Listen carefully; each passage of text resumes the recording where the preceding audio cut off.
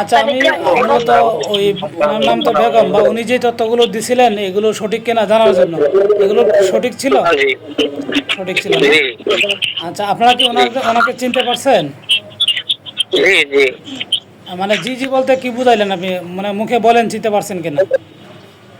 জি, আমার বোন উনি, উনি আমার বোন। চিনতে পারছেন? জি, উনি আমার বোন, উনির নাম বেগম। আচ্ছা আচ্ছা আচ্ছা, আপনারা অন্যরা চিনতে পারছেন কিনা একটু বলেন শুনি।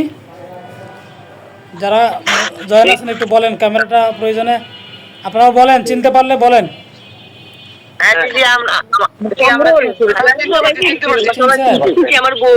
আচ্ছা আচ্ছা, তো একটু আমাকে বলবেন কি উনি কিভাবে হারাইছিল বা কতদিন আগে হারাইছিল, একটু আমাদেরকে বলেন। উনি ঢাকায় গেছিল চাকরি করতে। জি জি জি। তখন আমরা অনেক ছোট, আমার বয়স মনে করেন 27 চলে। জি জি। ওই সময় হারাইছিল। তারপর গার্মেন্টসে চাকরি করতো উনি।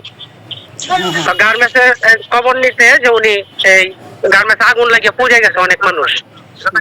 তারপর আমার আব্বু গেছিল খুঁজতে, কিন্তু আমার আব্বু পাই নাই খুঁজা। আমরা মনে করছি মনে হয় পুড়া গেছে, যার ফলে আমরা এতদিন কোনো জায়গায় আর খুঁজি নাই। এতদিন পরে পাওয়া গেছে, এই এতটুকুই জানি।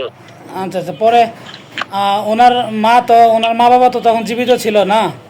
ওনারা কি ওনার জন্য ওনার কথা, বেগমের কথা মনে করতেন, কান্নাকাটি করতেন বা কি ওই ওনারা?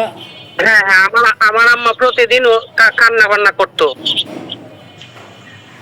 প্রতিদিনই কাঁদতো এই আপার জন্য। ওনারা কি মনে করতো যে মারা গেছে, এরকম মনে করতো নাকি? না একটা আছে না যে মা অনেক সময় বুঝতে পারে যে না আমার আম্মু সবসময় বলতো যে একদিন না একদিন বাড়িতে আইবো, এরকম আমার আম্মু বলতো যে একদিন একদিন আল্লাহর রহমতে আসবে বাড়িতে।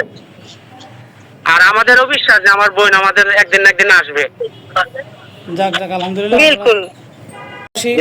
যে সকল ভাইয়েরা আমাদের বেগমের পরিবারকে খুঁজে পাওয়ার জন্য বা আপনাদেরকে খুঁজে বের করতে চেষ্টা করছেন, কষ্ট করছেন, পাকিস্তান থেকে আমাদের ওই যে উপরে আছেন সালমান ভাই, তারপরে আছেন আমাদের অলিউল্লাহ মারুফ ভাই, আমাদের এই কাজের যিনি প্রধান ভাই, এখন চলে গেছেন, জয়েন হয়েছেন আমাদের সাথে।